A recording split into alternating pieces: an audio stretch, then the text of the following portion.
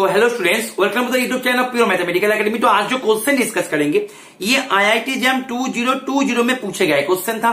Question पूछा गया था रियल एनालिसिस से, क्वेश्चन नंबर था 39 एंड क्वेश्चन की डिफिकल्टी लेवल की मैं यदि बात करूं तो मैं इसको 3 स्टार से रेटिंग करूंगा आउट ऑफ 5 स्टार। क्वेश्चन बहुत ही अच्छा क्वेश्चन है। क्वेश्चन को शुरू करने से पहले मैंने क्वेश्चन को ऑलरेडी जूम करके रखे।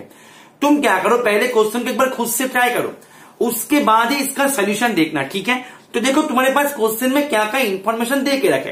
बोल रहे हैं कि F be real valued function of real variable such that F raise to the power N zero is less than equal to K. अभी ये जो है ये एक्चुअली क्या डिनोट करता है, ये एक्चुअली डिनोट करता है एक्स इक्वल्स टू 0 पॉइंट पे एफ का nth डेरिवेटिव का मान, मतलब वैल्यू। मतलब तुम्हें यदि मैं बोलूं कि f10 ये क्या डिनोट करता है बेटा, तुम बोलोगे कि sir x equals to 0 point पे f फंक्शन का फर्स्ट डेरिवेटिव का जो वैल्यू होगा वो डिनोट करता है, ठीक है। यहाँ पे x इक्वल्स टू 0 पॉइंट पे, बात को समझो, ठीक है। मतलब सीधी शब्दों में यदि बोला जाए x इक्वल्स टू 0 पॉइंट पे फंक्शन जो है वो डेरिवेबल भी होगा एंड उनका एनी टाइम डेरिवेटिव एग्जिस्ट भी करेगा, उनका वैल्यू जो है वो less than equals to k देके रखे। बहुत ही सिंपल है ये, ठीक। अच्छा, थोड़ा सा आगे और रीड करते हैं, राइट। अच्छा, इसको पहले इरेज कर देते हैं। चलो, अभी यहाँ पे k क्या है, k है एक पॉजिटिव रियल नंबर, ओके। अभी तुम्हें यहाँ पे चारों स्टेटमेंट बना दिया गया ऑप्शन पे। अभी इनमें से कौन सा ऑप्शन सही है यही तुम्हें यहाँ पे क्वेश्चन है, ठीक है। तो क्वेश्चन का बॉडी में तुम्हें बस यह तक जानकारी था।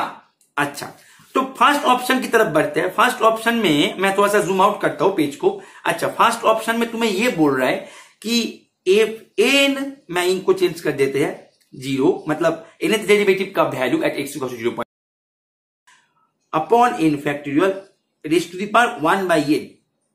ये जो है ये कहां पे टेंड करेगी, ये मानो एक सीक्वेंस है bn, वो कहां पे टेंड करेगा, ठीक है। मतलब वो कन्वर्जेंट होगा या डाइवर्जेंट होगा, ये है यहाँ पे, ठीक है। बहुत ही सिंपल है, घबराने की कोई बात नहीं है। तुम पहले देखो इसको ना पहले इरेज करो, ठीक। हम धीरे धीरे करके सीखेंगे। तुम मेरे को बताओ, ये जो है ये ग्रेटर देन इक्वल टू 0 तो होगा ही, क्योंकि यहां पे मॉड फंक्शन कभी भी 0 से छोटा नहीं होता, मतलब नेगेटिव नहीं आता, तो तुम्हें पता होगा। बात को समझ में आ रहा है कि नहीं आ रहा है, इज इट क्लियर। अच्छा, तुम इसको less than equal to k upon n factorial लिख सकते हो, हाँ या ना, लिख सकते हो ना, क्योंकि यहां पे तुमने क्या किया, mod of F raise to the power n 0 less than equal to k, इसको तुमने यहां पे यूज किया। हम कर सकते हैं, इज इट ओके। अभी तुम क्या करो, बोथ साइड पे raise to the power 1 by n कर दो, ठीक। अच्छा, तो तुम्हारे पास अभी तुम्हारा टास्क होगा इसका लिमिट निकालना as n tending to infinity. बहुत ही सिंपल सा है हमारे ट्रैक, ठीक है। तो ट्रैक में हमारे देखो, अभी हमारा टास्क होगा, now our aim is to check the limit of the sequence k upon n factorial raise to the power 1 by n। अच्छा, तो देखो तुम एक बात, limit n tending to infinity, इसको तुम ऐसे भी तो लिख सकते थे, हाँ या ना, बताओ, क्लियर है। तो तुम मेरे को बताओ k raise to the power 1 by n as n tending to infinity कहां पे जाते हैं, ये जाते हैं 1 पे। बात को समझ में आ रहा है, कुछ नहीं किया हमने, तुम जैसे क्लास 12 में करके आए हो, इसको तुम ले लो b equals to this, both side पे लॉग ले लो 1 by n log of k। अभी तुमने क्या करो, अभी तुम बोथ साइड पे limit n tending to infinity log of b कर दो, तो ये क्या हो जाएगा, ये हो जाएगा 0। अभी लिमिट लॉग लिमिट इंटरचेंज करते हैं, क्योंकि लॉग फंक्शन होता है continuous function, is it okay और नॉट। तो limit n tending to infinity b, ये तुम्हें दे देगा e raise to the power 0 जो कि 1 के बराबर। ये था क्लास 12 का। मैं यहाँ पे ये शो ना भी करते तो भी होते, लेकिन फिर भी मैंने शो कर दिया ताकि तुम्हें और क्लियरली ये चीजें समझ में आ जाए। Are you getting my point, ठीक है। अभी हम क्या करेंगे, n factorial raise to the power 1 by n, इसका लिमिट निकालेंगे। अभी इसका लिमिट निकालने में थोड़ा सा हमें दिक्कत हो गया। क्या दिक्कत हो गया, इसका लिमिट तो उतने जल्दी इतने आसानी से नहीं निकालने वाला है। देखो, इसका लिमिट निकालने के लिए तुम्हें मैं सबसे आसान जो मेथड तुम्हें बताऊंगा, सबसे आसान, ये मेथड को एकदम दिमाग में लॉक कर लो, मैं बोलूंगा, क्योंकि कुछ चीजें ऐसे होते हैं जो हमें याद करके जाना पड़ता है एग्जाम में, क्योंकि ये चीजें, मतलब ये सब टॉपिक से क्वेश्चन हर बार पूछता है, हर एग्जाम में। चाहे तुम TIFR के एग्जाम के लिए तैयारी कर रहे हो, चाहे तुम एनबीएचएम के लिए तैयारी कर रहे हो, मैं आईआईटी जैम के स्टूडेंट्स को बोल रहा हूं, तो ये सब चीजें तुम यदि सीएसआर नेट भी दो तो भी तुम्हें ये सब चीजें तुम्हें याद करके जाना है। रेडियस ऑफ कन्वर्जेंस ये सब वगैरह, ये सब में ये चीजें यूज होते हैं, जो कि स्टर्लिंग एप्रोक्सीमेशन। मैं स्टर्लिंग एप्रोक्सीमेशन से इसको करूंगा। बाय स्टर्लिंग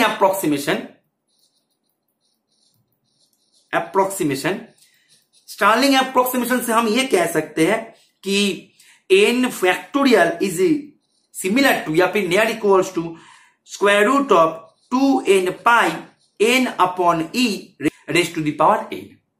ठीक है ना। ये है अप्रोक्स, मतलब एकदम अप्रोक्स है ये। तुम n फैक्टोरियल का बारे में कुछ भी कमेंट करो, तुम्हें यदि दिक्कत हो रहा है तुम इसके बारे में कमेंट करो, बात सेम है। स्टर्लिंग एप्रोक्सीमेशन, ठीक है। तुम्हें यदि n factorial raise to the power 1 by n के बारे में तुम्हें कमेंट करने के लिए पूछा गया है ना, तुम्हें समझ से हो रहा है, कोई दिक्कत नहीं, तुम इसके बारे में कमेंट करो। बात को समझ में आ रहा है? तो मैं क्या करेंगे, इसका लिमिट निकालेंगे। तुम बोलो सर ये तो और ज्यादा डिफिकल्ट है, नहीं ये आसान है, मैं कर देते हैं, तुम्हें समझ में आ जाएगा। ठीक है, थोड़ा सा यहाँ पे टाइम देके समझो, राइट। अच्छा देखो, तुम अभी इसको 1 बाई मतलब पावर में 1 बाई n है ना, तो तुम इसको कैसे कर लो ना, इसमें क्या समस्या है, 2n pi raise to the power 1 by 2n, ठीक।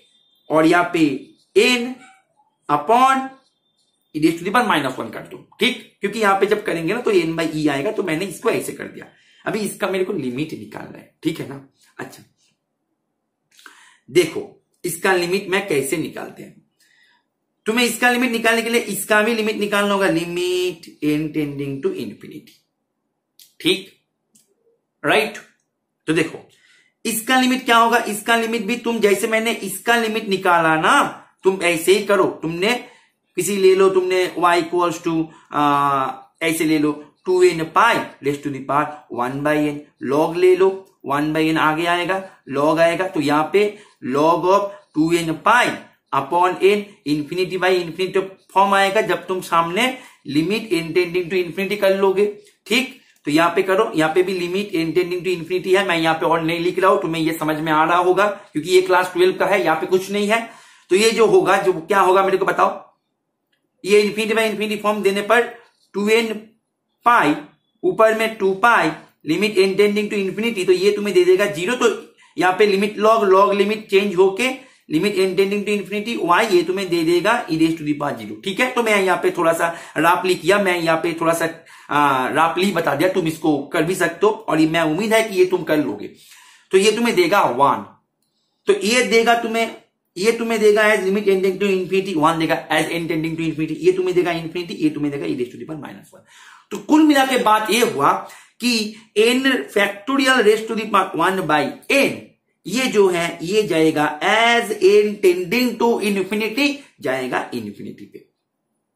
बात को समझ में आ रहा है, ठीक, क्लियर है।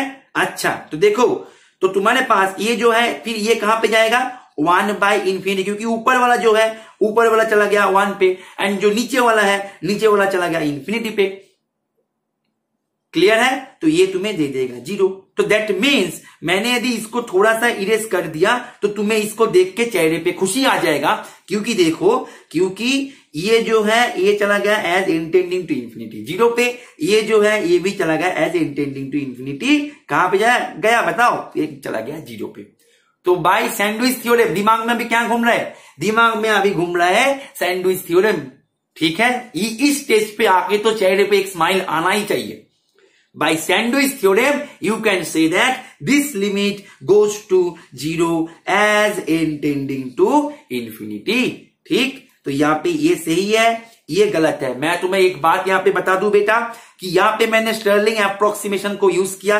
स्टर्लिंग एप्रोक्सीमेशन बहुत ही इंपॉर्टेंट है, खास करके तुम जब पावर सीरीज के साथ डील करोगे तो वहां पे रेडियस ऑफ कन्वर्जेंस, इसको निकालने के लिए स्टर्लिंग का यूज बहुत ज्यादा है और बहुत ही हॉट रिलेटेड थ्योरम है ये। तुम्हारे सीएसआर नेट की एग्जाम की बात करूं या आईआईटी जैम की बात करूं या टीआईफआर की बात करूं, बहुत ही हॉट रिलेटेड थ्योरम है। तो ये थ्योरम को तुम्हें रिकॉल करके जाना ही है। Are you getting my point कि मैं क्या बोल रहा हूं तुम्हें। तो स्टर्लिंग एप्रोक्सीमेशन के अनुसार मैं यहाँ पे ऑप्शन ए को सही किया, ऑप्शन बी हो गया गलत, ऑप्शन सी तो देखते ही गलत हो जाएगा। तुम बोलो कैसे? देखो ऑप्शन सी तुम्हें क्या बोल रहा है, ऑप्शन सी बोल रहा है कि यहाँ पे एफ का हर एक डेरिवेटिव एग्जिस्ट करेगा फॉर ऑल एक्स। मतलब तुम्हारे पास ये दोनों को छोड़ो, ऑप्शन ए ऑप्शन बी का काम हो गया, अभी ऑप्शन ए ऑप्शन बी का काम अभी नहीं है। अभी यहाँ पे दूसरा ऑप्शन पे आ गए हम। दूसरा ऑप्शन ये बोल रहे हैं कि तुम्हारे पास जानकारी तो यहां तक था, और यहाँ पे जानकारी पे तुम्हें ये बता दिया कि x इक्वल टू 0 पॉइंट पे फंक्शन डेरिवेबल है और उसका हर एक डेरिवेटिव एग्जिस्ट करता है। लेकिन यहाँ पे ये तो एक बार भी नहीं बोला कि फंक्शन इटसेल्फ डिफरेंशिएबल। बोला क्या? नहीं ना। तो फंक्शन डिफरेंशिएबल है ये जाने बिना हम कैसे चेक करेंगे कि वो फॉर ऑल पे डिफरेंशिएबल है? बात को समझो। देखो हमेशा काउंटर एग्जांपल तुम्हें ढूंढने की जरूरत नहीं है। तुम्हारे क्या करना होगा, पीछे का लॉजिक जो है, लॉजिक को स्ट्रांग बनाना है। तुम्हारे पास यदि कोई भी स्टेटमेंट को गलत बताने के लिए तुम्हारे पास यदि लॉजिक है, देन मैं बोलूंगा, क्योंकि हमेशा काउंटर एग्जांपल ढूंढना ही होगा ये जरूरी नहीं है। मैं काउंटर एग्जांपल बता देंगे, चिंता का विषय नहीं है, मैं बता देंगे काउंटर एग्जांपल क्या है। तुम बोलो ना, मैं यहाँ पे हजारों काउंटर एग्जांपल दे दूंगा, लेकिन पहले काउंटर एग्जांपल की तरफ तुम तब सोचोगे ना जब तुम्हारे पास ये कंफर्मेशन आ जाए कि हाँ इसका काउंटर एग्जांपल मिलेगा। या तो मानो कि तुमने जो प्रूफ है, जो स्टेटमेंट है, जो थ्योरम है, तुमने उसके पीछे काउंटर एग्जांपल मतलब ढूंढने चले गए, तो वो तो टाइम बर्बाद। तो काउंटर एग्जांपल तुम्हें ढूंढने के लिए पहले ये तुम्हें कंफर्म करना होगा कि उसका काउंटर एग्जांपल मिलेगा, फिर जाके काउंटर एग्जांपल ढूंढा जाता है। ठीक है, यूं ही हम देखते काउंटर एग्जांपल नहीं ढूंढते। तो बात को समझो, यहां पे फंक्शन है differentiable at x equal to 0 point पे, ये हमारे पास बाय डिफॉल्ट गिवन था। लेकिन function itself differentiable for all real x ये गिवन नहीं था। और यहाँ पे यही बोल रहे हैं कि यहाँ पे फॉर ऑल गिवन एक्स पे, रियल एक्स पे ये डिफरेंशिएबल होगा, जो कि गलत है। मैं एग्जांपल दे देता है, चिंता का विषय नहीं है, मैं एग्जांपल दे देंगे। ठीक है, अच्छा देखो एग्जांपल क्या लोगे तुम, क्या करो, 0 पॉइंट पे डिफरेंशिएबल है लेकिन दूसरे पॉइंट पे डिफरेंशिएबल नहीं है। दूसरे किसी एक पॉइंट ले लो ना तुम। मानो तुमने 0 पॉइंट पे डिफरेंशिएबल है, मैंने मानो ऐसे ले लिया -1, मैंने मानो फंक्शन को ऐसे ले लिया mod ऑफ x प्लस 1। ठीक, तो ये जो फंक्शन है it is differentiable for all x belongs to r minus 1, इसको छोड़ के। तो 0 पॉइंट पे डिफरेंशिएबल होगा, हर एक डेरिवेटिव इसका एग्जिस्ट करेगा। तुम चाहो तो इसको एक्सप्लिसिटली कर भी सकते हो, इसलिए ऐसे उसको तोड़ भी सकते हो। ठीक है, जब x greater than equals to -1, जब x लेस देन -1, ऐसे करके तुमने दोनों ब्रांच बना के तुम कर भी सकते हो। लेकिन देखो यहाँ पे वो सब करके टाइम बर्बाद मत किया करो, क्योंकि डिफरेंशिएबल नहीं है, यहाँ पे कॉर्नर पॉइंट है, तो ये डिफरेंशिएबल नहीं है। और ये तुम्हें पता होना चाहिए कि कॉर्नर पॉइंट पे फंक्शन डिफरेंशिएबल नहीं होता। ठीक है, तो दैट मींस ये कॉर्नर पॉइंट है, not only corner point, it is a sharp corner point. ठीक है, अच्छा तो ये डिफरेंशिएबल नहीं हुआ -1 पॉइंट पे, राइट। अच्छा अभी देखो तुम्हें ऑप्शन डी क्या बोल रहा है। ऑप्शन डी तुम्हें ये बोल रहा है कि एक सीरीज दे दिया, बहुत ही सुंदर सा सीरीज है, इनफाइनाइट सीरीज, जो कि ऐसे बन रहा है। It is absolutely convergent, right. Okay चलो देख लेते हैं होता है कि नहीं होता है। लेट्स सी क्या होते हैं। चलो पहले इसको डिलीट करते हैं, डिलीट। देखो ध्यान से देखो, तुम्हारे पास अभी सीरीज क्या दे के रखा है, तुम्हारे पास अभी सीरीज दे के रखा है n greater than equals to 1। ठीक,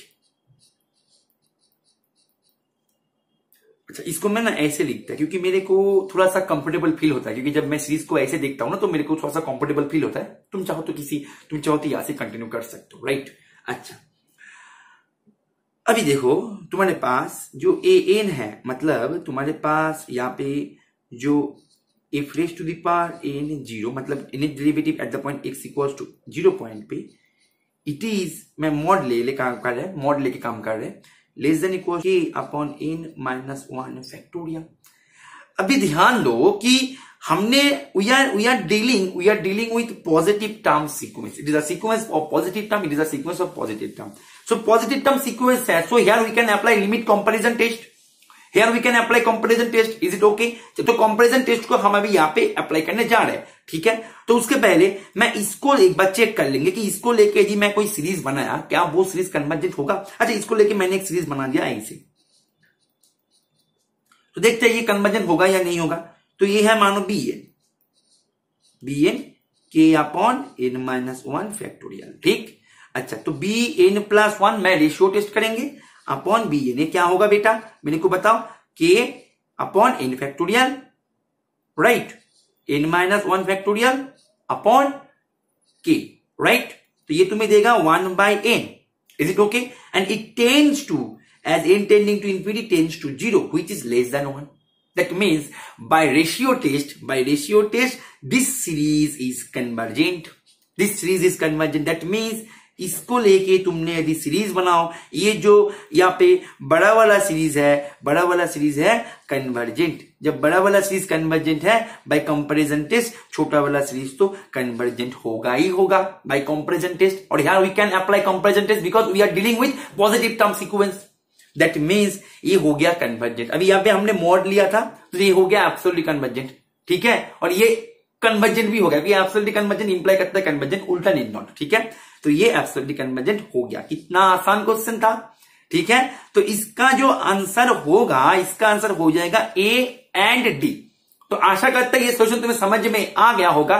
और हमारे रेगुलर कोर्सेज में ज्वाइन करने के लिए तुम यदि तुम्हारे जो प्रिपरेशन है उसको एक गाइडेंस के माध्यम से लेना चाहते हो, ठीक है, उसको यदि गाइडेंस के माध्यम से उसको तुम थोड़ा सा स्ट्रांग बनाना चाहते हो, देखो मैं तुम्हें एक बात बता दूं कि क्वेश्चन तुम्हें इंडिपेंडेंटली करना है, एग्जाम में जाके तुम्हें ही करना है क्वेश्चन, और इंडिपेंडेंटली क्वेश्चन कैसे किया जाता है ये तुम्हें सीखना होगा, कॉन्सेप्ट को पकड़ना होगा। एग्जाम में जो क्वेश्चन पूछते हैं उसके पीछे का ट्रैक क्या है, कौन से ट्रैक पे क्वेश्चन चल रहा है, ये ट्रैक, ये सब कुछ तुम्हें इंडिपेंडेंटली खुद से ही समझना है। एग्जाम में जाके जो करना है वो तुम्हें ही करना है। तो एक सब कुछ तुम सीखने के लिए तुम हमारे रेगुलर कोर्सेज में ज्वाइन कर सकते हो। तुम हमारे रेगुलर कोर्सेज में हम यहाँ पे सीखेंगे एकदम बेसिक से लेके हायर लेवल तक, एडवांस लेवल तक हम सीखेंगे, एनबीएचएम टीआई पर सब कुछ सीखेंगे आप, ठीक है।